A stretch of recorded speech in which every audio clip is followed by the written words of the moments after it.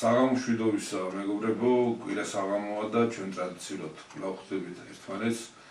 ამავე დროს ჩვენი მსმენელების მხრიდან გარკვეულ აქტიურობას ჰქონდა ადგილი, შემოვიდა შეკითხვები, იყო გარკვეული რაღაც პოლემიკის მომენტებიც. ჩვენ ვცდილობთ, რომ შეძლებით დაგვარად იქვე გავცეთ წერილობით პასუხი ამ შეკითხვებზე. ერთ-ერთი ჩვენი მსმენელისგან, კეთილი მსურველისგან ასეთი რჩევა შემოვიდა, რომ აჯობებს ყოველი გადაცემა ბატონი აკაკის ხსენებით დაიწყოთო და ჩვენ დიახაც მივყვებით ამ გზას. დიდი მადლობა ამ რჩევისთვის, დიდი მადლობა ჩვენს მსმენელებს, კითხვის დამსმელებს, პოლემიკის შემოსვლელებს, აქტიურობისთვის. ჩვენი მიზანი, ჩვენი დანიშნულება სწორედაც ეროვნული თანხმობის დარბაზის დანიშნულება გახლავთ ის, რომ ის ინფორმაცია, ის ცოდნა, რომელიც ბატონმა აკაკი მოიტანა, დავიწყებას არ მიეცეს და სწორედაც რაც შეიძლება დაწვრილებით, რაც შეიძლება ხშირად მივაწოდოთ ინფორმაცია, შევახსენოთ უფრო სწორად ჩვენ მსმენელს, ის რაზე იყო ლაპარაკი, რაზე გვაქვს საუბარი და ჩვენ ამ გზას მივყვებით დღესაც დიახაც ბატონი აკაკის იმ პირველი სიტყვებით მინდა ჩვენი გადაცემა დავიწყოთ, როდესაც გაჟღერდა, რომ ამ გზით, ამ სვლით ჩვენი დაღუპვა გადაწყვეტილია და სამწუხაროდ კაცობრიობა და ჩვენ ქართველი ერი პირველ რიგში სწორედ ამ გზით მივდივართ, სადაც კვირების ბოლოში ნათელი არ ჩანს და ჩანს ის დიდი განსაცდელი, რომელიც თანდათან გვიახლოვდება, რასაც ჩვენ უახლოვდებით უფრო სწორად. უმძიმესი გზის გავლა უწევს ბოლო ათწლეულების განმავლობაში ჩვენს ერს, ჩვენს ქვეყანას. გვახსოვს სამოქალაქო ომი, გვახსოვს შევარდნაძის პერიოდი, შიდა დაპირისპირებები, აფხაზეთის ომი, სამაჩაბლოს ომი, შემდგომი ხელისუფლებით ჩანაცვლება, გათამაშებული რევოლუცია, ვარდების რევოლუცია წოდებული, რასაც მოყვა შემდეგ წამებები ციხეში, ქუჩებში ახალგაზრდების დახოცვა, დამცირება ჩვენი ერის შეურაცხყოფელი მიდგომა ხელისუფლებისა საკუთარი მოსახლეობის მიმართ.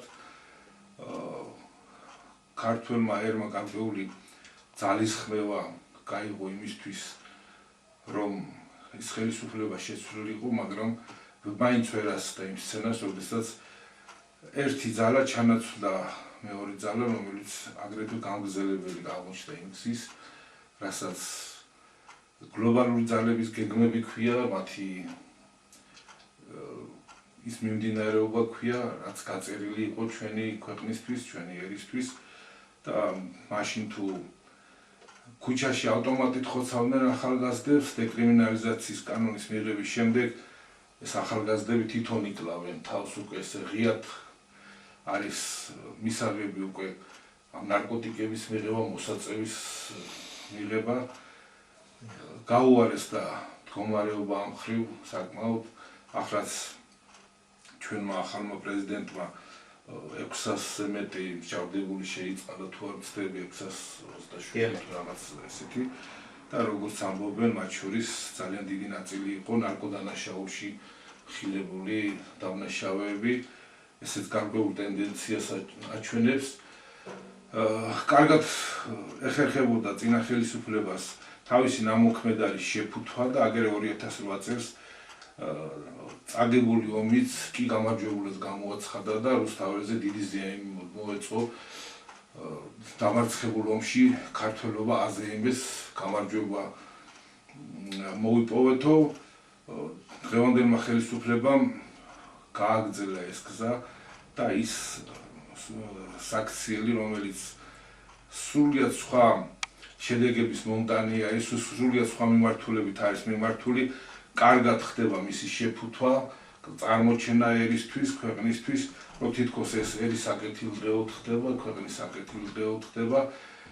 კონკრეტულად საუბარი მას ამ შემთხვევაში სხვა მაგალითების მომტანად შეიძლებოდა, მაგრამ დღეს ამაზე სასაუბროთ არ ვართ შეკრებილი. დღეს გვინდა ერთი თემა წამოვწიოთ, რაზედაც სამბოლო დროს ხშირად საუბრობენ, ეს არის არაბული ინვესტიციის შესახებ, რომელიც ზარზემით გვამცნეს რომ აი ახლა შემოვა ამხელა თანხა გაჩნდება სამუშაო ადგილები, ეს ჩვენ ეკონომიკას წარადგება. სინამდვილეში რა დგას ამის უკან, რა იმალება, რა უნდა აშენდეს, ვისი საკუთრება უნდა იყოს ეს აშენებულები. დავიწყოთ ხა ამ თემაზე საუბარი. კი. მივესალმები ჩვენს მსმენელს, მაყურებელს. მაშინ პირდაპირ გადავალ ვეცდები რაც შეიძლება შესწავლების გარეშე ქართული მულტიპლიკაციური ფილმია სოფლის მაშენებლები. სოფლის შენებას რა უნდაო და თახვები მოდიან თავის საქმეს აკეთებენ, თავიანთ სოფელს აშენებენ და ამ მომღერლებს რა რჩებათ, გასაგებია ყველაფერი. აი ეს მეხოტბეები, ვინც ამ თვითონ არ არიან, ვერ მოხდებიან იმ ფულის ორბიტაში, გასაგებია, მაგრამ ხოტბას კი ასხავენ და თითქოს საქართველოს ამით უნდა აშენდესო, აი სოფლის მაშენებლების როლში არიან და რაც შეეხება ახლა იმ თახვებს, რომლებიც გეგმაზომიერად თავიანთ საქმეს აკეთებენ, ახლა ეს თახვი უწყინარი არსებაა, ბუნების შვილია, ეს გასაგებია, მაგრამ ვინ არიან თანამედროვეობის თახვები და ვინ რას და რისთვის იშენებს და ასე შემდეგ. მოდით ვთქვათ პირდაპირ სისტემა ფულისაა. თანამედროვე კოსმოპოლიტიზაცია და გლობალიზაცია. ახალი ეპოქა, ის ეპოქა, რომელშიც შევედით, ვერ გავიგეთ მაინც ეს რა ეპოქაა, რას ნიშნავს. თავისი ტრამპი, თავისი უტრამპო, თავისი ბაიდენი თუ ბაიდენოთ, ეს არის ერთი ეპოქა, ერთ შინაარსზე აგებული, ეს არის ფულის უზენაესობის სისტემა. ფული ამ შემთხვევაში უფალთანაა დაპირისპირებული, მისი საპირწონე, მისი გამანეიტრალებელია, მთელი თავისი დამღუპელი შედეგებით. ესე იგი ეს არის უარყოფითი განვითარების უკანასკნელი და უმაღლესი სტადია, რომლის იქითაც უკვე იწყება ზოგადად რღვევა, ნგრევა და ცივილიზაციის კატაკლიზმა, კატასტროფა. ეს არის ფულის სისტემა. ფულის სისტემაში საკითხი ასე დგას, რომ მთელი ეს განვლილი ისტორიული პროცესი არის წარსული, გადმონაშთი, სიბნელე, ჩამორჩენილობა, რომლიდანაც უნდა გაგვანთავისუფლოს ეგრეთ წოდებულმა ლიბერალიზმმა თუ იგივე ამ ეგრეთ წოდებულმა კონსერვატიზმმა, საბოლოო ჯამში უნდა გაგვანთავისუფლოს და იმისია ვინც იყიდა, კერძო საკუთრების პრიმატია. ესე იგი ეს სისტემა იმისია, ვინც ფულს ბეჭდის, არ გვინდა ამ თემაზე ძალიან ბევრი ვისაუბროთ, ვიცით ვინც ბეჭდის ამ ფულს, ვიცით ვის ხელშია მსოფლიო კაპიტალი, ვიცით რომ ოლიგარქების ხელშია ზოგადად, ახლა deep state-ს ეძახიან, საიდუმლო მთავრობას, მასონობას, სიონისტებს, რა სახელიც გინდათ ის უწოდოთ, ამ ახალი სისტემის, ამ ფორმაციის არსი ის არის, რომ ვიყიდე და ჩემია, მორჩა და გათავდა, დამთავრდა შენი ეროვნული კუთვნილება, დამთავრდა შენი რაღაც სარწმუნოებრივი და ასე შემდეგ სახესხვაობები, საზღვრები ძველებური, ეგ ყველაფერი ძველებური წარსულს უნდა ჩაბარდეს. ამიტომაც ამოგვიღეს გრაფიდან ეროვნების აღნიშნული გრაფა, ამიტომაც ნელ-ნელა და კარგახანია რელიგიაც გადაწეულია გვერდზე, სეკულარული ქვეყანა ვართ. ამიტომაც ევროკავშირში ეროვნულ საზღვრებს უკვე აღარ აქვს მნიშვნელობა და ბევრი რამ და ვინც ყიდულობს ბატონ პატრონის ის არის. საქართველოს დიდი ხანია გაიყიდა, ბატონი აკაკი სასაბუთებდა და გვეუბნეოდა რა იყო და როგორ იყო, ფასიან ქაღალდება ჯერ კიდე შევარდნაძის პერიოდში, თავად შევარდნაძის ხელმოწერით.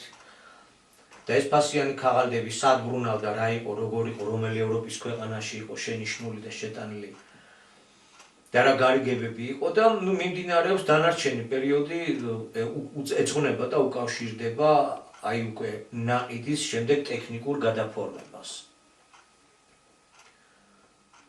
ესე იგი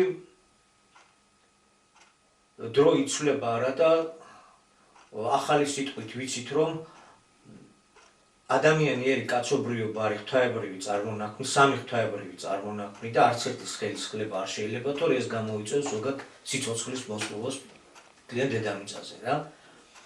ვიცით რომ მასონურ კოსმოპოლიტური ამ ფულის სისტემით პირველ რიგში ნადგურდება ერი, ეროვნული საზღვრები, ეროვნული მეობა, ეროვნული იდენტობა, ამ სიტყვას ეხლა უფრო მეტ პატივს მივაგებთ ვიდრე ეროვნულ მეობას, ყველაფერი ხო უცხოურად უნდა და ლათინურად და ინგლისურად და იმათებურად უნდა ვისაუბროთ და თითქოს განათლებულებაც სწორად იმაშია. მაგრამ ესეც ერთ-ერთი ნიშანი ერის განადგურების, ერის ქართული ენის დევნისა. და აი ამ პირობებში ყველაფერი უნდა გავყიდოთ სინდისის გარდა, ვიცით ეს ბენდუქიძის დევიზი შემოგვიტანეს და მართლა წავიდა ტოტალური გაყიდვა, გასხვისება, ენერგეტიკული ობიექტების გასხვისება და რაღაც და როგორ აღარ. სადღეისოდ რა ვითარება გვაქვს. ხედავთ რომ ბოლო დროს ჩატარებული აღწერის შედეგებს არ აქვეყნებენ, ვინც თავის თავზე აიღო და გამოაქვეყნა ის ციფრები ბატონმა თემურ დიორხელიძემ, ამ ციფრების კოლაჟი გაკეთდა და ინტერნეტში გავრცელდა, ძალიან მალე დაიბლოკა და ზედაიდო რომ ეს ყალბიაო. არა და ჩვენ ვიცით რომ ეს ციფრები ვერ დავდებთ თავს, პირადად არ გვინახია, ვერც ამ პიროვნებას გამოუცხადებთ უნდობლობას, მაგრამ ასია თუ ისია, დიახ, რაღაც ახლოა იმ რეალობასთან. ძალიან შორსაც არ იქნება. ძალიან შორსაც არ იქნება. და აღნიშნეთ ისიც რომ ეს გზა დაღუპვისაა, იმიტომ რომ ქართველობას ფული თავისთავად ცხადია არ აგვაქვს და ვერც გვექნება იმ რაოდენობის და ქვეყანას თუ გავიტანთ ბაზარზე, ეს ქვეყანა გადავა სხვების ხელში, თანამედროვეობის დიდებულების ხელში. ხედავთ რომ თბილისში რაც დრო გადის, ნაკლები ქართული გვესმის უცხოელით ივსება და მიმდინარეობს საქართველოს კოსმოპოლიტიზაცია. ჩვენ ერთგვარი განგაშის ზარის შემოვყარით ჩვენი ძალებიდან გამომდინარე რაც შეგვეძლო, იმიტომ რომ მთავრობის წრეებიდან ღია ეთერში გამოვიდა ისევ ოცნება სინგაპურზე, სადაც 13.5% ადგილობრივი მოსახლეობა კი არის დიდი კოლოსი, მაგრამ იქ უკვე გამქრალია, ცარიელი სახელიღაა დარჩენილი სინგაპური აღმოსავლეთისა და იგივე გზაზე ვდგავართ და არ გავიდა დრო და ძალიან მალე ეს ბოლო დონემდე დაგვიდასტურდა. ჩვენ ვამოვდით რომ არის ორი გზა, სწრაფი სიკვდილის გზა, არჩევნების პერიპეტიები, როცა ძალიან გამწვავებული იყო და საით გადაიხრებოდა სასწორი, ველისათქმელი იყო წინასწარ, იყო დარჩება ჯერჯერობით კვლავ ორი გზა. სწრაფი სიკვდილის გზა, აი შიგ ევროპაში ისინი რომ დგენან იქ ქუჩაში. ვინც მაგათ უკან ძალები დგა, ომის პარტიას რო ეძახიან, ესე იგი მსოფლიო გამოუცხადებელ მთავრობაში ერთი ნაწილი განიხილავდა საქართველოს როგორც ბრძოლის ერთ-ერთ ეპიცენტრად. და თუ მაგზით წავიდოდა საქართველო, მაგ ძალას მოვიყვანდით, ჩვენი ხელით გაფორმდებოდა მათი ხელისუფლებაში სათავეში მოსვლა, ანუ არჩევნებში იმ ხმებს მიიღებდნენ, რაც ამას უზრუნველყოფდა და ძალიან სწრაფ სიკვდილის გზას დავადგებოდით. თბილისი და ეს იქცეოდა მეორე ბუჩად და როგორც იქა იავარქმნილი, იგივე დაემართებოდა ამ ჩვენ ქვეყანასაც. ესაა სწრაფი სიკვდილის გზა. ესე იგი, თუ უფლის მოწოდებულს ფორმაციის შეცვლას 1,907,000 ადამიანის ხელმოწერილი დოკუმენტის შინაარსით გზის სვლაზე ვიტყოდით, უარს არის ერთი სწრაფი გზით, სწრაფი სიკვდილის გზა, ეგ დაძლეული იქნა, მაგრამ მეორე ნელი დროში გაწეული სიკვდილის გზა მაინც არავის არ მოუხსნია. და ძალიან მალევე გამოჩნდა. ჯერ კულისებიდან, რაღაც კულისებიც აღარ ქვია, გამოვიდა ის, რომ ხელისუფლებაში არსებული ძალა მაინც ოცნებობს ისევ დიდრის გზაზე და ძალიან მალევე დაგვიდასტურდა ის ამბავი, რომ აგერ დიდი ზარზეიმით გვამცნეს ემირატებიდან 6 მილიარდამდე ინვესტიცია უნდა შემოვიდესო და ეს გადაარჩენს ქვეყანას, ამით მტკიცდება, რომ საქართველოს იზოლაციაში არ არის მოქცეული და ასე შემდეგ. მისი ოპოზიცია, ქუჩაში მდგომი პროდასავლურები, პროევროპელები, უბრალოდ ერთ რამეზე ტირიან მხოლოდ და მხოლოდ, რომ ეგ ცუდი არაა დაუშვათ თუ კი ეს ინვესტიცია, უცხოური ინვესტიცია შემოდისო, მაგრამ ცუდი ის არის, რომ ევროპული ინვესტიცია შეიძლება მოგაკლდესო და ეს არის ცუდი ამბავი. ხო, ეს არის ძალიან ცნობილი სამშენებლო კონცერნი, ასე ვთქვათ, რომელსაც მართლა შესანიშნავი თანამედროვეობის, ღირსშესანიშნავი ძალიან ესეთი მშენებლობები აქვს ნაწარმოები, ეს გასაგებია. მსოფლიოში უმაღლესი ცათამბჯენი აქვს თაგებული, უდიდესი გამოცდილების კომპანია კი ბატონო. ხო, როგორ შევხედოთ ამ ამბავს? ჩვენ უკვე ბოროტების გზა დავაგდეთ და ყველა მეფეს თავის დიდება და პატივი მოაქვს.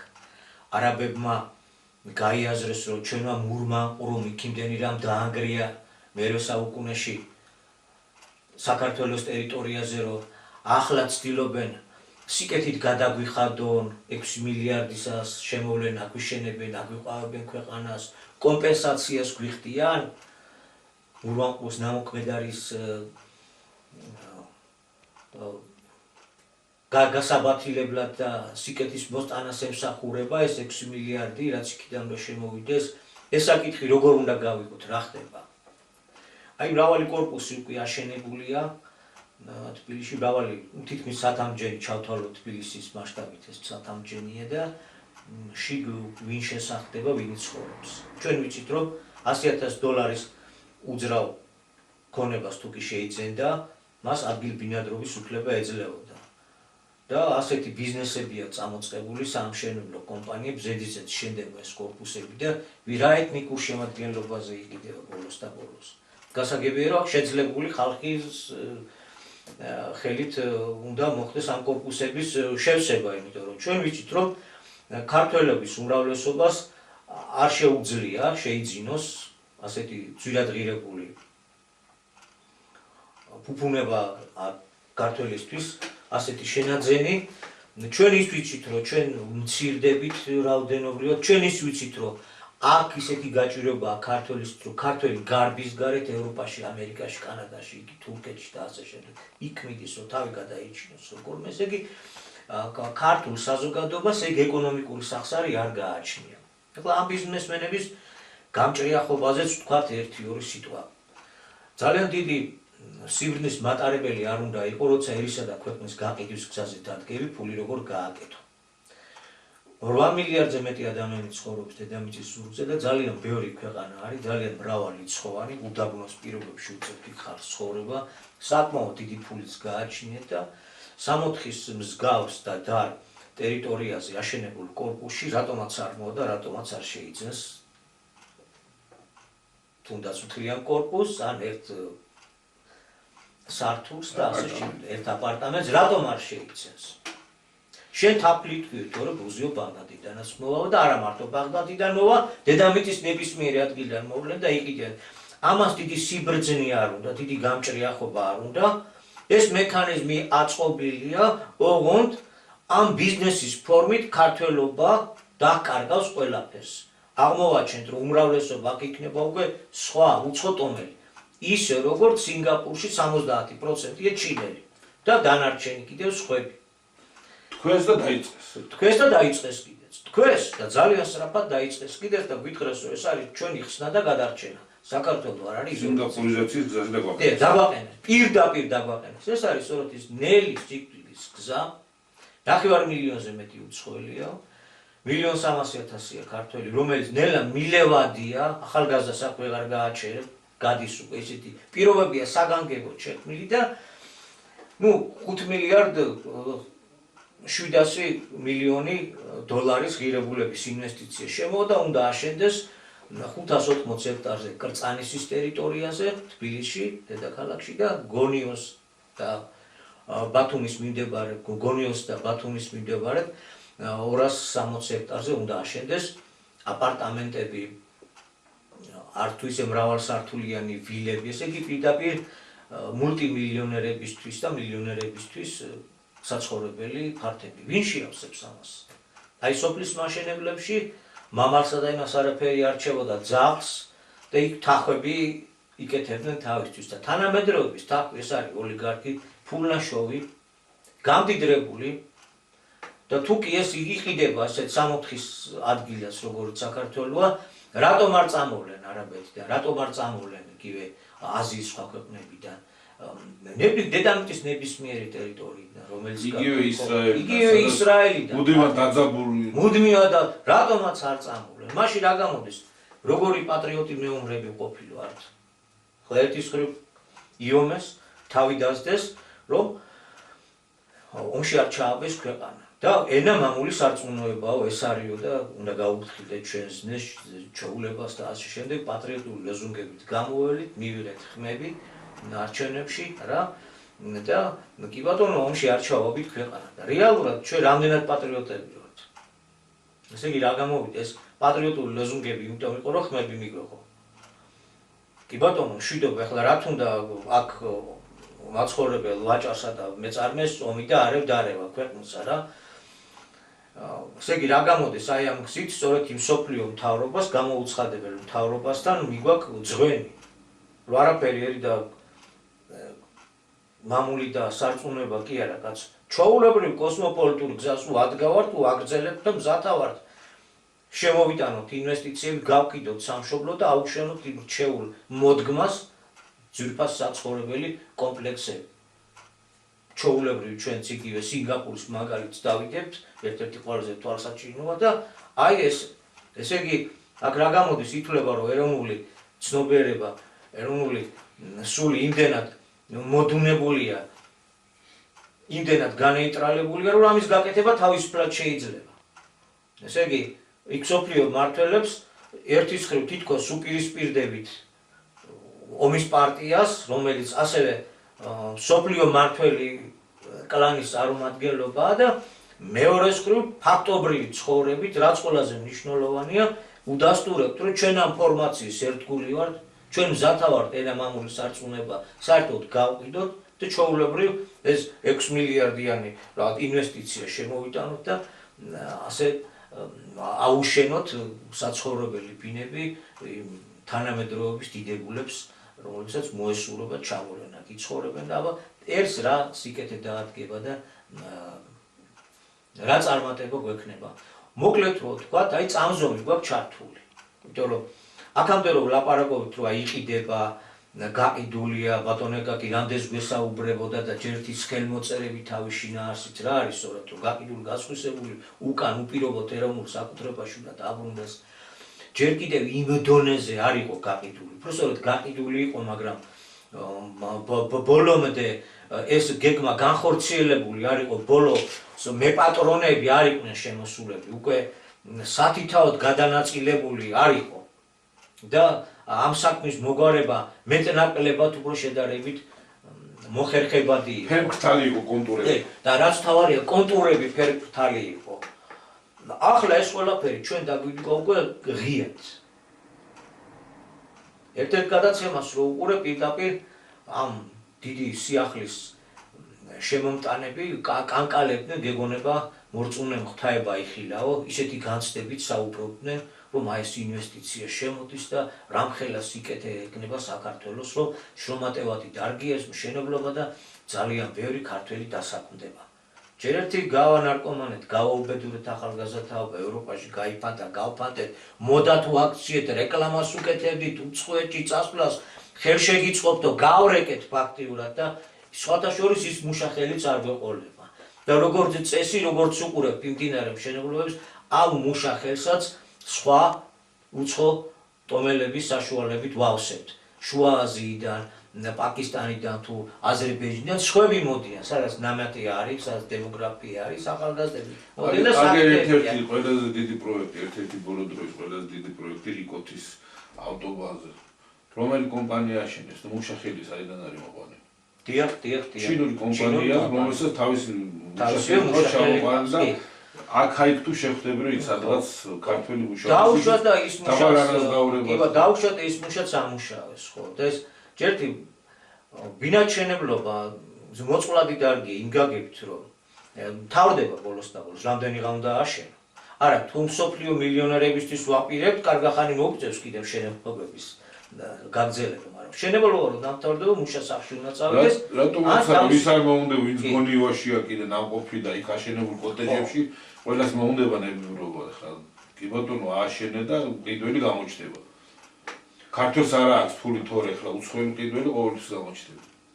ხო, ახლა ეს სამშენებლო კომპანიები დაუშვათ კიდევ ალბათ ან სამშენებლო მასალების მწარმოებლები თუ შემომტანები, ახლა აქტუალურები არიან, დელოდებიან, დაიწყონ ახალი ფულის კეთების გზების გამოძებნა, ჩასაფრებულები არიან.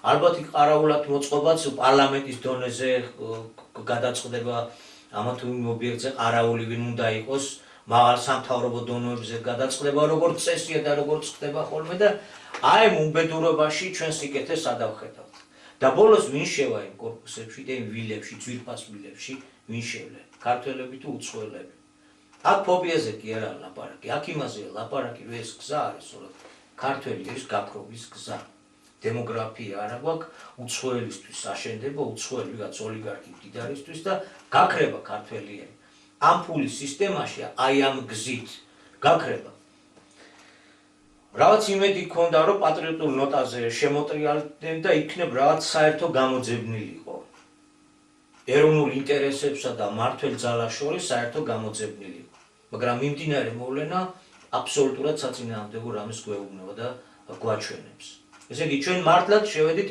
მსგავსების ფაზაში მსგავსი კრავისა ენა მამული სარწმუნოებაო უცხოურ ფულზე არ უნდა ვიყოთ დამოკიდებული პოლიტიკაში არ უნდა ერეოდესო მაგრამ იზრახვის როგორც ურჩხული ვაშენებთ ობიექტებს რომ კვლავ უფრო და უფრო მეტი უცხოელი მოვიდეს და ბოლოს ძალიან მალე ქართველი გახდება უმცირესობა ეთნიკური უმცირესობა მაშინ აბსოლუტურად გასაგებია რატო აქ გირჩის ერთ ნაწილს გახსნები ტელევიზია და რატო აქ გირჩის მეორე ნაწილი იმ ოპოზიციას იყავს ჩახუტებული მეორე ნაწილი აქეთ ამ მხარეს არის და ეს ერთ მთლიანობაში მიმდინარეობს ქადაგება რომ თავარია პიროვნების და ადამიანის თავისუფლება მე რა რო ჩვენ უმცირესობაში ვიყოთ ქართველები აქო აღარ მოყვები რა პროპაგანდა აგიტაციას ეწევა ეს დაჯგუფება მაშინ ყველაფერი ლოგიკურია ყველაფერი იხსნება რომ დიახ შინაგანად ეს არის ურჩხულის ეს არის ხეთის ცნობიერება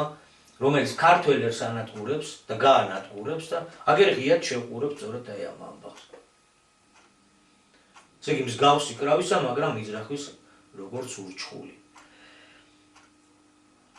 ევროპული მხარის წარმომადგენლობა ქუჩაში რომ დაუსრულებლი ყავს გამოყვანილი ხალხი და გააყალბა რომ გაიძახიან როგორი იყო მათი გამოხმაურება აი ინვესტიციასთან დაკავშირებით ერთი განაცხადი გააკეთეს რომ ესო კაცო მართლა უცხოური ინვესტიცია კი არ არისო იმიტომ რომ მიჩნეულია ამ დემაგოგიას სწავლებით ეს არ არის მეცნიერება მეცნიერებასთან ამას არავითარი არის კავშირი არ აქვს ეს არის ფსევდომეცნიერება რასაც ეკონომისტებს ასწავლიან რასაც რითაც ამზადებენ საზოგადოებას და სახელმწიფო მოხელეებს ჯერ ერთი უცხოური ინვესტიცია მიჩნეულია რომ ეს არის ღვთაებრივი რამ არა ეს უცხოური მართლა არაბულის კი არ არის კომპანიის ინვესტიცია ესო ქართველების ფულია რომელიც ოფშერებიდან გაიტანესო ქართველი ოლიგარქების ალბათ ბიზნესს ეხლა ის ფული შემოდისო არაბების სახითო და ამით უნდა თქვან რომ აი საქართველოს იზოლაციაში არ ექცევაო მოდი მივყვეთ მაგ ხას დავუშვათ ეს ასია აშენებულ ობიექტებს ყიდველი უნდა ეხლა ფულს იმაში ხوار ჩადებენ რომ არავინ არ იყიდოს მყიდველი მაინც ქართველიერი ვერ გამოვა ყიდველი იქნება უცხოელი მდიდარი სხვა ამ შემთხვევაში აბსოლუტურად არ აქვს მნიშვნელობა ეს ფული საიდანაა მოტანილი ვისი ფული შენდება 6 მილიარდის ღირებულების საცხოვრებელი კომპლექსები ვისი ფული შენდება არ აქვს მნიშვნელობა კომპლექსი იმიტომ შენდება რომ შიგ მაცხოვრებელი უნდა შევიდოს ეს არის დიდი ხაფანგი ქართველიერისთვის და ეს ხაფანგი ვისი ფულით იქნება შეძენილი არანაირი მნიშვნელობა არ აქვს ამას ნამდვილად არანაირი მნიშვნელობა არ გააჩნია ეს ინვესტიცია რო იდებოდეს ეროვნული ეკონომიკის განვითარებაში შესაბამისი ფაბრიკა ქარხნების მაგალითად სასოფლო სამეურნეო პროდუქცია ზედგვარდება ვიცით ეგ ამბავი ვიცით რომ 70% ის უცხოური შემოტანილი არის სააგრო ნუ არ მოყვები მივიდეთ მარკეტებში და დავხედოთ რა არის და აქ რო შეგვექმნა ამ ინვესტიციით ქართველების ფული თუა მithumetes მესაკუთრეები ჩვენი ბურჟუაზიის წარმომადგენლები იქნებოდნენ იმ საწარმოო სიმძლავრეების რომელიც ადგილზე შექმნიდა სამუშაოს დაასაქმებდა როგორც ქარხანაში ასევე მოყვანილ პროდუქციის გასარება აღარ გაუჭირდებოდა უკვე ჩვენ წარმოებელ ფერმერ გლეხს სოფელი მოძლიერდებოდა ეს სრულიად სხვა საკითხია ეს მისასალმებელზე მისასალმებელი სწორედ ახალ ფორმაციაში ეგ აქვს გასაკეთებელი რომ კერძო შესაძლებლობა თუ კი გაგვაჩნია, თუ კი არის სახსრები გარეთ გატანილი, შიგნით როგორ შემოატანინოთ და რაში ჩავადებინოთ, ეროვნული ეკონომიკის შექმნაში უნდა ჩავადებინოთ. და ამას თვითონ სახელმწიფო შეუწყობს ხელს, ყველანაირად შეუწყობს ხელს, ოღონდ ეს მოხდეს, რო აქ სამუშაო ადგილი შეიქმნას, რომ სხვაგან არ გარბოდეს, მაგრამ აქ სხვა რამეში იდება ფული. აქ იდება სახლში, სასახლეში. ამ სასახლის შემძენი არ არის ქართველი. და ქართველი მილიონერები მე მგონი ისეთ სახლებში არ ცხოვრობენ, რომ წყალი ჩამოსდიოდეთ ეხლა. და მაინდა-მაინც თუ არ შემოიტანეს ეს და 6 მილიარდია თუ არ აშენ და უსაფრკაროდ არ არის კიდარი ქართველები. დანარჩენი ქართველობა რა მდგომარეობაში წავარ, კი ვიცით, ეხლა ამაზე არ გავიმეორებ. ვისაც ფული აქვს, იმას მშვენიერი სასახლები აქვს. ხო. ესე იგი ეს თანხა იდება პირდაპირ უყურებთ საქართველოში დემოგრაფიული სურათის შესაცვლელად. 6 მილიარდი ამაში იდება. არაბები მონანიების გზას კი არ დაადგნენ, როგორ დავანგრიეთ საქართველოს თავის დროზე, წავიდეთ და ეხლა აუშენოთ.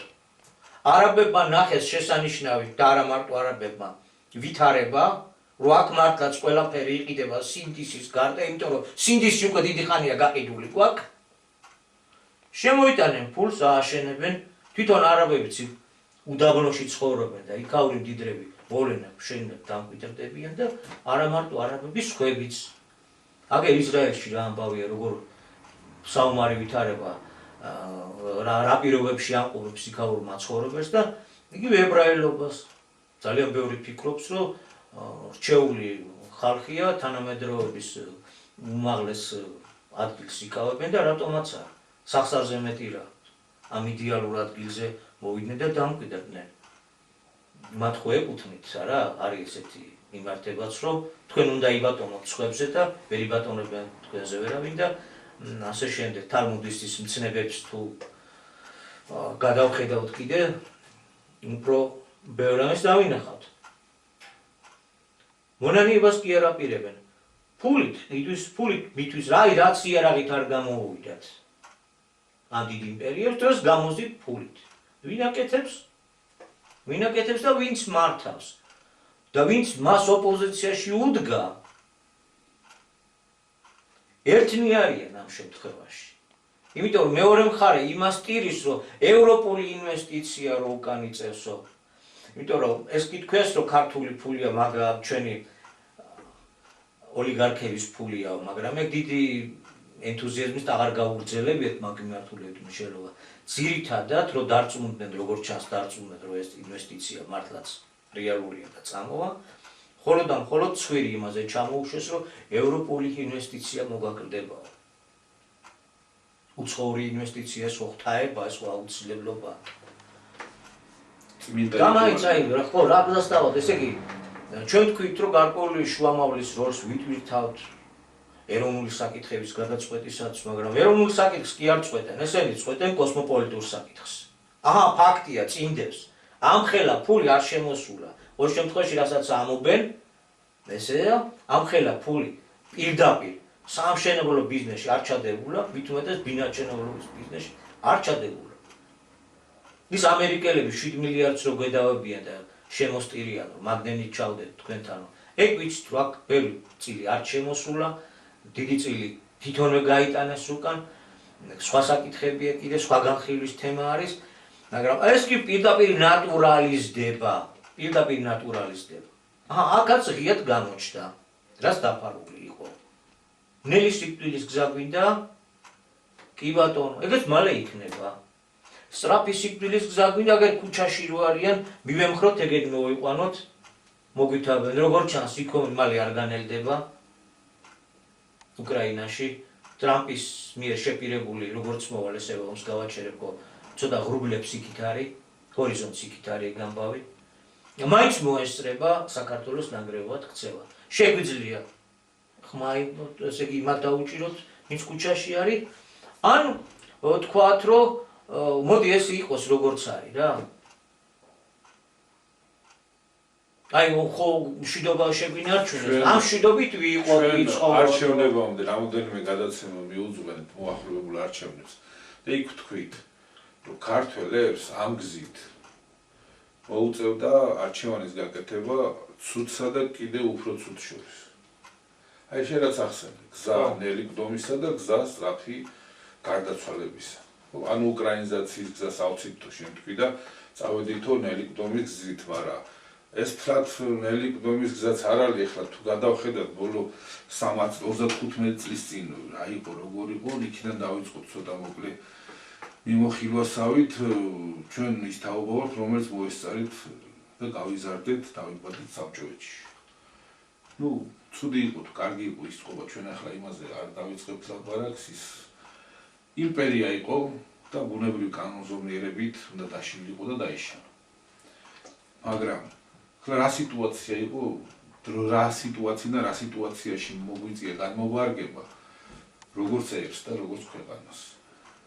სახელმწიფოს ხელში იყო ყველაფერი, ქარხნები, ფაბრიკები, სოფლის მეურნეობა, მემინდვრეობა, მეცხოველეობა და მოსახლეობა დასაქმებული იყო იქ, ხელფასები იყო ძალიან დაბალი, მაგრამ ამასთანავე სამომხმარებლო ფასები იყო ძალიან დაბალი. საკვებზე, საწვავზე, ჯანმრთელობის დაცვა და სწავლა საერთოდ უფასო იყო და ასე თუ ისე შეგუებული იყო ადამიანის ცხოვრების ამ წესს და უცებ მოხდა დაიშალა საბჭოთა კავშირი. ყველა სახელმწიფო საწარმო ფაბრიკა, ქარხანა გაჩერდა, ჩამოიშალა სოფლის მეურნეობა და მოსახლეობას გარკვეული დანაზოგი ჰქონდა შემნახვის სანაროებში. აი ყველაზე მოხუცები და უძლურები რო იყვნენ, თვითონ თავად როგორც მოიხსენიებდნენ, დასამარხი ფული მააქვსო შენახულიო სალაროშიო. მე არ მეგულება რომ 5000-ზე ნაკლები ვინმეს ქონოდა. ეს 5000 რუბლი მანეთი თუ გავითვალისწინებთ რომ მაშინ დოლარი 78 თუ 72 კაპიკი და თუ არ ვცდები, ეს 5000 საშუალოდ რო ავიღოთ, 5000 მანეთი იყო დაახლოებით 7000 დოლარი. და ძალიან ბევრს 10 და 15 და 20000 და უფრო მეტის ჰქონდა. ამ ხალხს უთხრეს მოგვეცით ეს ფული შემოიტანეთ და გაგიორმაგდებათ. გაურმაგდებათ კი არა, ეს ფული საერთოდ დაკარგა მოსახლეობა. მოხდა მოსახლეობის გაძარცვა. აი ამ გაძარცულ მოსახლეობას შემდეგ უთხრეს, რომ იცი რა სახელმწიფო თქვენზე ვერ გარიზრუნებს. კერძო საკუთრებაა. სახელმწიფო საწარმოები აღარ არსებობს, ჩვენ ვერ დაგასაქმებთ და თქვენ უნდა მიხედოთ თქვენ თავს. გაქვთ სრული თავისუფლება, რავი, შექმნით კოოპერატივები, ფირმები, კომპანიები, აწარმოეთ კერძო ბიზნესი, შექმნით რაც ფანტაზია, რაც საშუალებასაც მოგწევს შესაძლებლობა, მაგრამ ცარიელ-ტარიელად დარჩენილ ქართველ ადამიანს რა უნდა გაეკეთებინა? იქვე იყო გვერდზე ბანკები. მივიდა ქართველი ადამიანი, გამოუცდებით იყო, ხო, ახლა დღეს ჩვენ უკვე სხვა წარმოდგენები გვაქვს, რაღაც ჩახედული ვართ, აი მაშინდელი ქართველი ადამიანი იყო გამოუცდელი. მივიდა, აიღო ბანკებიდან სესხი, ეს სესხი იმხელა პროცენტით იყო, ჩადო რაღაც საქმეებში, გაკოტრდა და აი პირველი ტალღა მაშინ მოხდა, რომ დაკარგეს ბინები, დაკარგეს შემოსავლები, დაკარგეს ყველაფერი და პირველი ტალღის წასვლა საზღვარგარეთ მაშინ მოხდა. შემდეგ საქართველოში თანდათან უფრო გაჭირდა ცხოვრება და უკვე წავიდა ტალღა მოსახლეობის გადინება და აი ბოლო შეიძლება რაც თქვი აღწერა ნუ მთრად 1.300.000 თუ არა არ მგონია რომ 1.5 მილიონ მეტი იყოს ქართველი საქართველოში. და აი დღეს ამ მდგომარეობამდე მოვედით და ჩვენი ხელისუფლება დღეს სიამაყით აცხადებს რომ მოიპოვა, მოიზიდა 6 მილიარდიანი ინვესტიცია თითქოს ქვეყანაში სამშენებლო ბიზნესის პრობლემა იდგეს და ისედაც სოკუები თარხდებოდეს აი ახალი კორპუსების მშენებლობა ჯერ ერთი ვისთვის რაც აქამდე შენდებოდა ისიც ვისთვის შენდებოდა. სოფელს ვერ ნახავთ, უბანს ვერ ნახავთ, რომ ნახევარი სახლები გამოკეტილი არ იყოს. ქალაქს ვერ ნახავთ, კორპუსს ვერ ნახავთ, სადარბაზოს ვერ ნახავთ, რომ ნახევარი ბინები გამოკეტილი არ იყოს. ჩვენი დემოგრაფია კატასტროფის პირას დგას. არადა ყოველდღიურად ახალი კორპუსების მშენებლობა თბილისში, გინდათ სხვაგან და ამას დაემატა კიდევ 6 მილიარდიანი ინვესტიცია, რომ თურმე ჩვენ გვიჭირდა თითქოს მშენებლობა ვერ შენდებოდა ქვეყანაში ახალი საცხოვრებელი, ვერ ხდებოდა უცხოელების შემოსვლა და ამ ბინების შესყიდვა, ახლა კიდევ ერთბაშად 6 მილიარდიანი ინვესტიცია შემოვა, აშენდება და როგორც შენი საუბრე, ვინ გახდება იმ ახალაშენებული კოტეჯების, ფეშენების პრობლემი, ეს თავისთავად ცხადია, ქართველს არ აქვს ამის საშუალება, რომ ამისი პრობლემი გახდეს და შეიძინოს. აი ამ გზით მივდივართ, ხედავთ, რომ რეალურად გადაჯიშების, გადაშენების, დაღუპვის პირას დგება. შემთხვევით არაფერი არ ხდება. თავისთავად იბადება კითხვა, რომ ღმერთი უსამართლოდ არავის არ სჯის.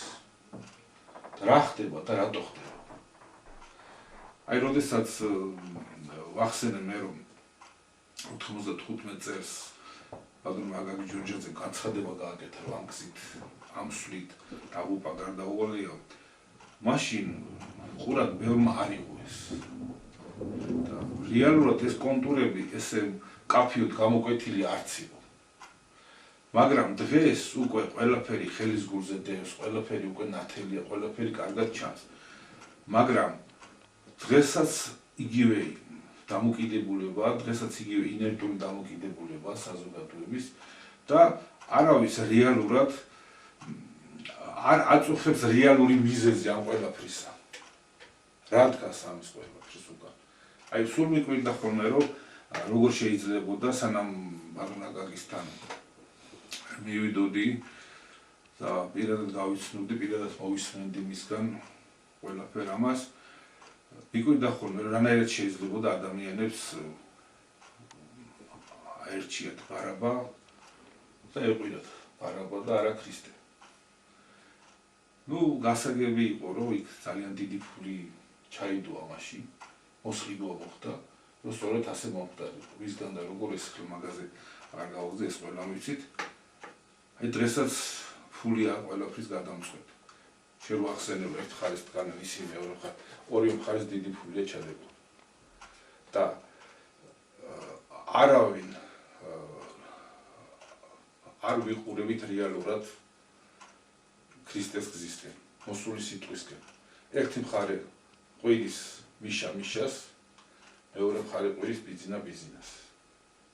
თუ მაშინ ერთი მე არ ვადარებ ახლა არავის არ ბარაბას არ შეურაცხყოფას არ ვაკეთებ, მე უბრალოდ გზავსება მომყავს, რომ როგორც მაშინ ფულზე გაიყიდა მოსახლეობა და ქრისტეს გზაზე უარი თქვა, თავად ქრისტესზე უარი თქვა, ანალოგიური ხდება დღესაც. რა შეიძლება ამაზე კიდევ ითქვას? წინ გვაქვს საუბრის დასაწყისში ვთქვი, ეს განვლილი გზა. თითქმის თუ კი რამე გადაულია ქართველებს თავისი ისტორიის განმავლობაში, დაწნეხილად ამ 30-35 წელში ეს ყველაფერი ერთბაშად დატრიალდა ჩვენ თავზე, ხო? შიდა გაუტანლობა, შიდა ომები, გარე ომები, დაშლილობა, ურთიერთმტრობა, ჩვენი განადგურებისკენ სვლა, შემცირება ჩვენი კატასტროფული შემცირება ჩვენი მოსახლეობის, უცხოტომელების მოძალება, რა ვიცი, არ არსებობს ისეთი თემა, რომელიც ჩვენ თავს დღეს არ ტრიალებდეს. კიდევ რა არის ამისთვის საჭირო, რომ რეალურად დავფიქრდეთ. უმიზეზოდ, უსაფუძვლოდ ხომ არაფერი არ ხდება. დიახ.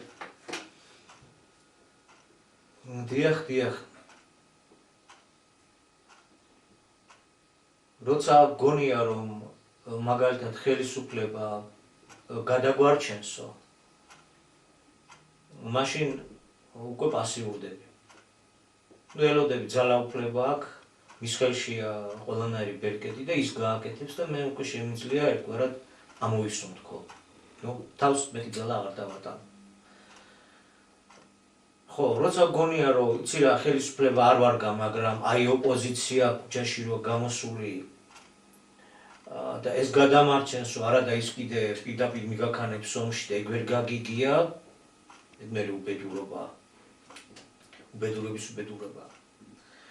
დანარჩენი პარტიები, რომლებიც ასევე ამ ფულის იმაზეა აკინძული და ფაქტიურად ნომერ პირველ თემად ამ საკითხს არ განიხილავენ, ანდას თუ განიხილავენ ცალ-ცალკე და დიდ მნიშვნელობას არ ანიჭებს, საყრდენად როგორ გამოგვადგება.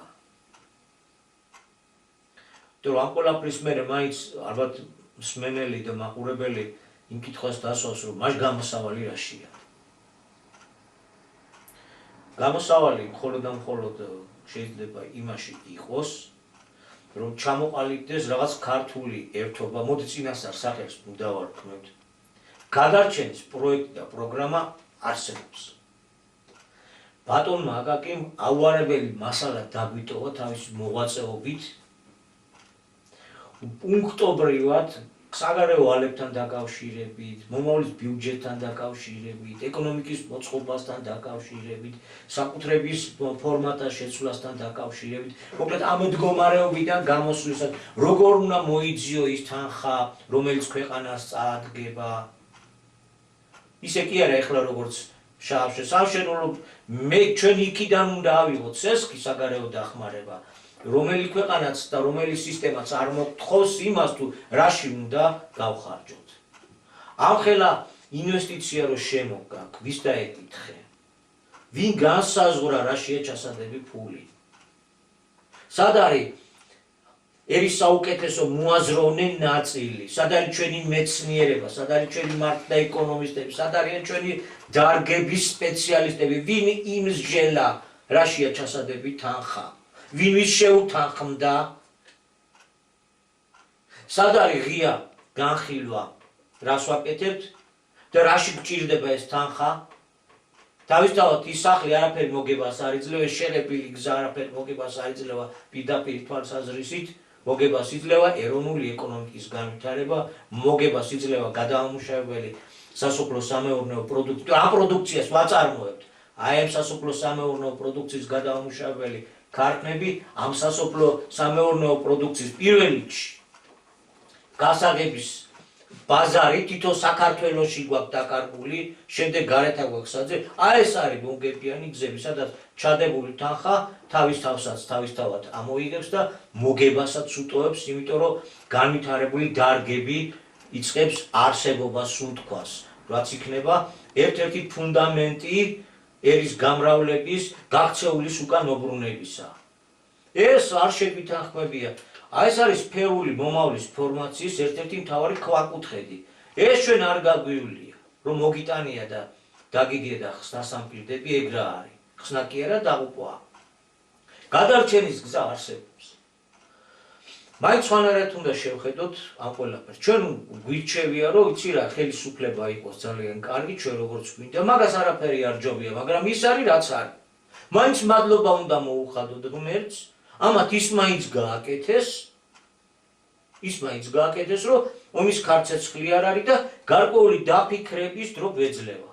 თუმცა ამათივე ხელით კეთდება ის, რომ ნელი გვდომის პროცესი არც თუ ისე ნელი იქნება, ეგეც სწრაფი სიკვდილის მომტანი იქნება და ძალიან მალე და ამათი ხელით ჩქარდება, გვაჩქარებს რაღაცა, განგება გვაჩქარებს, მიიღე გადაწყვეტილება ქართველო. ან ჩადექი და ჩაჯექი ბოროტი მევენახის წილში, სულიერად ეს წელი წილია ქართულ ამბას თუ დავხედავთ. ან ბოროტი მევენახის წილში, ან იუდას წილში. იუდას წილია, უკვე. ბოროტი მევენახეც აღარ არის იუდას წილია, იმიტომ რომ იუდამ ჭეშმარიტება გაყიდა და 30 ვერცხლი აიღო და სამშობლოს გამყიდველი ეს უკვე იუდა, იმიტომ რომ სამშობლო ერი თავის ისტორიულ, ტერიტორიულ ფარგლებით, ეროვნული ინტერესის, ეროვნული სივრცის გამყიდველი და გამსხვისებელი ჭეშმარიტების უარყოფელია. ახალი სიტყვა ამას გვაქვს, ადამიანი, ერი, კაცობრიობა, სამი ღვთაებრივი წარმონაქმნია დედამიწაზე, რომელთა თითოეულის ხლება გამოიწვევს მთლიანად სიცოცხლის მოსპობას და ღვთაებრივი დადგენილის წინააღმდეგ წასვლას. ეგ ღვთაებრივს უარყოფთ. ესე იგი ჩვენ იუდა და რას ვიგებთ? რას ვიგებთ, რომ შევინარჩუნე ხელისუფლება და გადავაგორე ეს წელიწადიც. კიდე 1-2 წელი გადავაგორია რა. გავიხანგრძლივე ხელისუფლება. ჩემმა საარჩევნო კომპანიამ და სამშენებლო მასალების ფული აიღო. ეს 30 ვერცხლიც არ არის იმ დიდეს საგანძურთან შედარებით, რასაც ამ დროს ვყიდით და ვკარგავთ. ესე იგი, ან იუდას სტილში ჩავჯდები და ძალიან მრისხანება იქნება ჩვენ თავზე, მაგასაც დავინახავთ. აქ არ გაგვაჩერებენ ჩვენ ამ ტერიტორიაზე.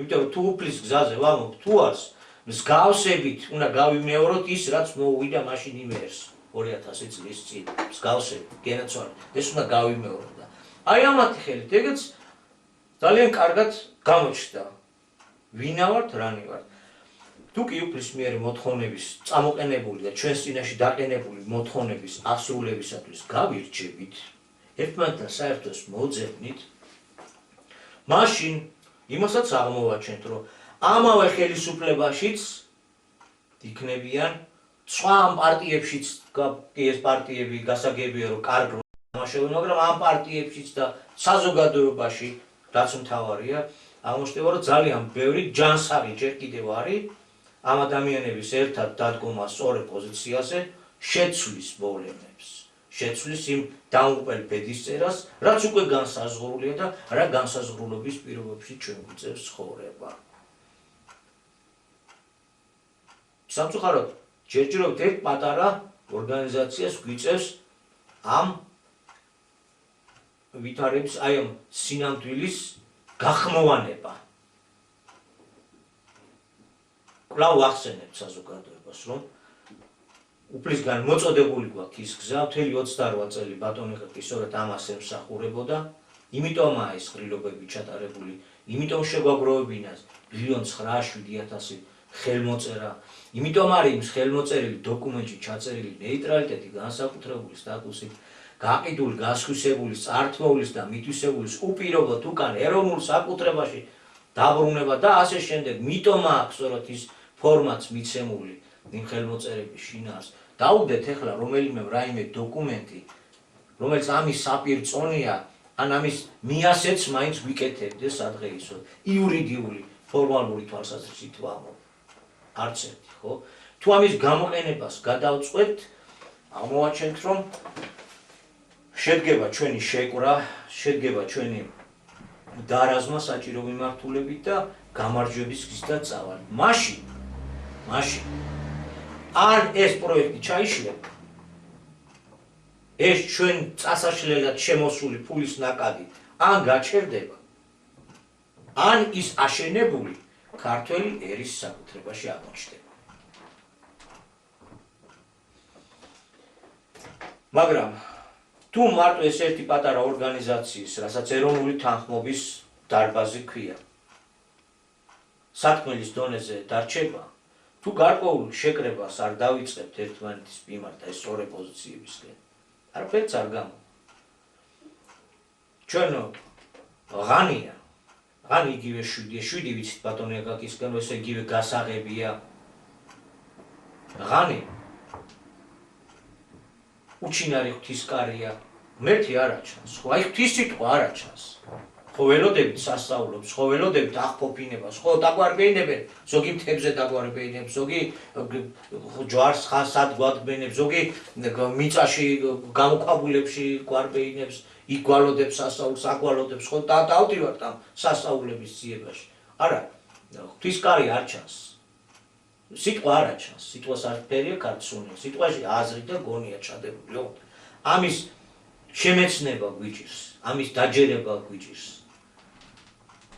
ახლა ისიც არიან ვინც ამ კარში დგენან და არც არავის უშვებენ და არც თვითონ შედიან ყვანან ასეთი გამალებული ღვთისმეტყველნი რომლებიც მრავალ გმირობაზე საუბრობენ მრავალ განსწავლულობას ეხებიან აქეთ და იქით მაგრამ მაინც უძირითადად ტკივილზე ახლა დიდი ვაჟკაცობა ჩაგვიდენია რომ საპარლამენტო ევროკავშირის საპარლამენტო ასამბლეიდან არც თუ ისე კმაყოფილები მაგრამ მაგრად დავდეკითო ბოდიშით მოვიხდი ჩვენი მაყურებლის წინაშე მაგრამ ესეთი რესპექტაბელური ყვედობის ადგილები ბევრია გაკეთებული რომელსაც არავით არის მნიშვნელობა არა გარდა იმისა რომ მიდიხარ იქ და მონობის უგელს იდგავ და გონია რომ იქ თუ შეხვალ შენ დიდ რამეს წარმოადგენ კიდე ეს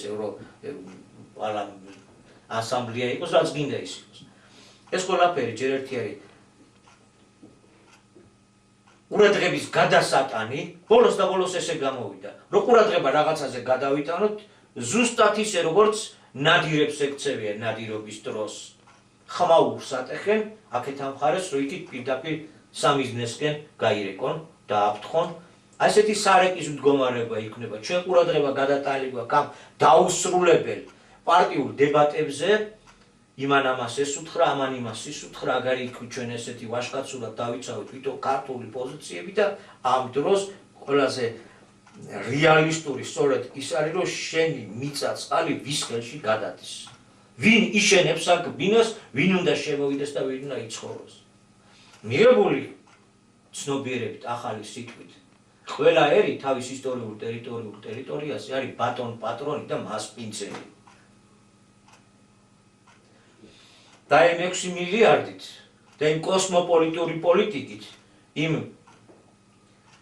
სხვადასხვა მაგალითები რომ მოყვა, თუნდაც იგივე იქ სინგაპურიზაციით, მასპინძელი კი არა. ჩვენ ფეხის მწმენდაებათაც არ დავჭირდებით. ხო, სასტუმროების ქვეყანად უნდა გადააქციო. ჩვენ გონია რომ შვეიცარებად და მიტანებად და მზარეულებად გვამუშავებენ. ან წამოუკონტრიალებით მესაკუთრეები ვიქნებით და ასე მოგვიო ფული. აი შვეიცარებათაც არ დავჭირდებით. ასე დავასრულებ და აი წელს გამოიკრითება ეს საკითხები. რა წილს ვირჩევთ? იუდას წილს, სულიერად ეს წილი ახლა უნდა გადაწყდეს. თუ ღვთისმშობლის წილხდომილობისთვის, თუ იბერიის გაბწყინებისთვის ამ წილს ვირჩევთ, რომელ წილს ვირჩევთ? იუდას წილი თუ მომავლის გადარჩენის? ყველაფერი თეორიული მოცემულობა და პრაქტიკულიც, იმიტომ რომ ეს ცნობიერება გავაჩნია, მოცემულია. ოღონდ რა არის საქმისათვის საჭირო? ერთად უნდა დავსხვდეთ. არ ვიცი წინასა რა სახელს გამოუძებნით, ვერ დავრჩებით ამ ხელისუფლების იმედად, ეს ფაქტია და ცხადზე ცხადია. ნაკლები იმედი გვაქვს ამ პარტიებისაც, მით უმეტეს იმ ოპოზიციას, ვისაც ქუჩაში ხალხი ყავს გამოყვანილი. ესე იგი, სხვა გზა გვაქვს საძიები. სხვა ვარსკვლავს უნდა ვდიოთ. თუ ამ გზით წავალთ, ხო, დეტალურად შეგვიძლია ვიმჟელოთ მე დანარჩენი საკითხებზე. ახლა ეს კიდევ სატელევიზიო საუბრის თემა არ არის და ვერ იქნება და ვერ ჩაეტევა. დაჯდომა უნდა და განხილვა უნდა ამ ყველაფერს. მომავლის პროგრამის მოცემულობა რა არის და როგორ არის. თუ ამას არ გავაკეთებთ, ჰაგერ ბატონო, დიდი ხანი არ გავა და საქართველოს სახელი გადარჩება ქართველების გარეშე. და როდესაც ვსვავე ხოლმე კითხვას, რომ აი ეს ყველაფერი კარგი. რასაც ვჭერობთ, სწორად ვჭერობთ, რასაც აკრიტიკებთ, სწორად აკრიტიკებთ, მაგრამ რა ვქნათ, გამოსავალი რა არის. ამაზე ჩვენ ბევრი გვქნა საუბრები, ეთყობა ყურადღებით ბოლომდე არის მენენ, ან რაღაც ამდაგვარია. გამოსავალი არის არსებული ფულის სისტემის, არსებული ფორმაციის შეცვლაში, ფულის სისტემისა, რომელმაც საქართველოს ამ მდგომარეობამდე მიიყვანა და არა მარტო საქართველოს, ჩვენ ამ შემთხვევაში ჩვენი გვაწუხებს და საქართველოს ვლაპარაკობთ, რომელმაც მიიყვანა ამ მდგომარეობამდე, რომ ჩვენი ამ ქვეყანაში ქართველი არის, არაფერი აღარ არის. გამოსავალი არის იმაში, რომ ჩვენ უნდა ვიაროთ მოსული უფლის სიტყვის გზით, უნდა შევისმინოთ მისი შეგონებანი, რაც მოიცავს იმას, რომ ყველა ერი თავის ისტორიულ ტერიტორიულ ფარგლებში უნდა იყოს ბატონ პატრონი თავისი ქვეყნის, თავისი მიწა-წყლის. ჩვენ უნდა მივყვეთ იმ გზას, რაზედაც თავის დროზე ყველამ ერთად ხელი მოვაწერეთ 1,907,000-მა ამომრჩეველმა დასრულმა ადამიანმა ხელი მოვაწერეთ. შეგახსენებთ რა ეწერა იმ ფურცლებზე, რომ საქართველოში ქართველი არის ერი არის მასპინძელი, რომ ქართული მიწა, წყალი, წიაღისეული სიმდიდრე არის ხელშეუხებელი, ის არ გაიყიდება და რაც უკვე გაყიდული და გასხვისებულია, უკან უნდა დაბრუნდეს. აი ამ გზით უნდა წავიდეთ. ჩვენ თუ გადარჩენა გვინდა და ვინ გამოყვება ამ გზაზე? აი ეს უნდა გაირკვეს. კი ბატონო. ეს უნდა გაირკვეს. და წერა რაც შენ თქვი კახარო, დიახ, ხელისუფლებაში და ოპოზიციაში უდავოდ არიან წესიერი, ნამდვილი პატრიოტი ქართველი ადამიანები. დღევანდელმა ცხოვრებამ მოიტანა ის, რომ მეტნაკლებად ცოდვაში ყველას გვაქვს მონაწილეობა მიღებული, როგორც ითქვა, ფეხი ყველას გვაქვს ჩადგმული. სწორედაც ნინევეს სასწაულიც მაგას გულისხმობს, რომ ბოროტების გზა გვაქვს ყველას დასაგდები. ყველამ ჩვენი წვლილი შევიტანეთ, ნები თუ უნებლიათ, შეგნებულად თუ შეუგნებლად და ქვეყანა რომ ამ მდგომარეობაშია, თითოეული ჩვენთაგანს კისერზე არის ეს ცოდვა. უდანაშაულო, უშეცდომო არავინ არა ვართ. და თუ ახლა მაინც გვინდა რომ ეს ქვეყანა გადავარჩინოთ, ჩვენი შვილების მომავალი გადავარჩინოთ, ჩვენი ერის მომავალი გადავარჩინოთ, ჩვენ ერთმანეთს უნდა დაუვიწყოთ ეს ჩადენი რაც აქამდე ჩაგვიდენია, თუნდაც ქვეყნის წინაშე, თუნდაც ერთმანეთის წინაშე, ერთმანეთის მტრებად რომ გვაქცია ამ სისტემამ, ამ ცხოვრების წესმა, რა ვიცი, ის ოპოზიცია, ის პოზიცია და ერთმანეთის დანდობა აღარ არის და ერთმანეთის მტრებად ჩამოვაყალიბა და ზიზღი ჩამოვაგდო, გაუტანლობა ჩამოვაგდო ჩვენ შორის. ამ ყველაფერზე უნდა აუმაღლეთ, უნდა ძლევის არსიც მაგაშია, რომ ჩვენი ქვეყნის ინტერესებიდან გამომდინარე, ჩვენს პირადურზე უნდა აუმაღლდეთ, ჩვენში ჩაბუდებულ იმ ბოღმაზე უნდა აუმაღლდეთ, რაც ერთმანეთის მიმართ გაგვიჩინა არსებულმა ცხოვრებამ და წარმოუდგენლად გვესახება უკვე რომ როდესაც შესაძლებელი იქნება რომ შევრიგდეთ, ხელი ჩავკიდოთ და საერთო ინტერესებისთვის ვიბრძოლოთ და ვიღვაწოთ. აი ამაზე ყველაფერზე ძლევა და გამარჯვება გვჭირდება, უნდა გადავლახოთ ეს და ერთად წავიდეთ იმ გზით, რაზეც წეგან ვილაპარაკეთ. რაზედაც ხელი აქვს მოწერილი 1,907,000 ამორჩეველს, რაზედაც ჩატარებულია სრულიად საქართველოს ეროვნული ყრილობები თავისი შესაბამისი დადგენილებებით. აი ეს არის გადარჩენის გზა, ეს არის ის გზა, რომელიც უფლის მიერ არის ჩვენთან გამოგზავნილი, რომელიც ბატონი აკაკი ჯორჯიაძის პირით მოგვეწოდა და გვემცნო. დღეს ვფიქრობ საკმარისია დავემშვიდობოთ ჩვენს მსმენელს, რაც ემოციური გამოვიდა დღევანდელი ჩვენი ჩანაწერი, სხვაგანაც შეუძლებელიც იყო ამ თემებზე უემოციოდ, გაწონასწორებულად გვესაუბრა. თუ ვინმე საწყენი რამე ვთქვით, წამოგვთ დამდაგვარი ამ ემოციური ფონიდან გამომდინარე, როდის გიხდით, დიდი მადლობა ყურადღებისთვის.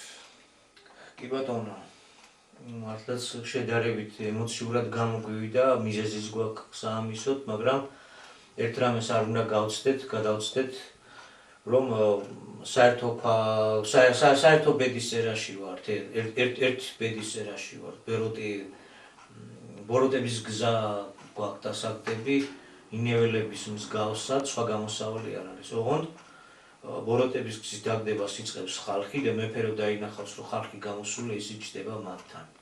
ამაშია საქმე. ფორმულირება ესეთი. ფორმულა ესეთია, ბიბლიური მოცემულობა, ბიბლიური ფორმულირება ამ საკითხისა სწორედ ესეთია. და ჩვენ გვინდა რომ მეფემ გააკეთოს თვითონ და მეფე ვერ ხალხმა უნდა დავინახოთ ეს. პირველი ნაბიჯი ჩვენ გამნაწილდა. ეს საზოგადოების აქტიური ნაწილის მიერ გადასადგმელი. დანარჩენს მერთით შემოგვაშველებს. კი ბატონო. მადლობთ ყურადღებისათვის. მომავალში ხვდებით.